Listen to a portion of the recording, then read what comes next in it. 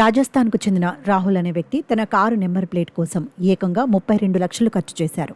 మధ్యప్రదేశ్ మండ్ల జిల్లాలోని కంద్రా అనే చిన్న గ్రామంలో నిరుపేద కుటుంబంలో జన్మించిన రాహుల్ 11 ఏళ్ల వయసులోనే పనిచేయటం మొదలుపెట్టారు.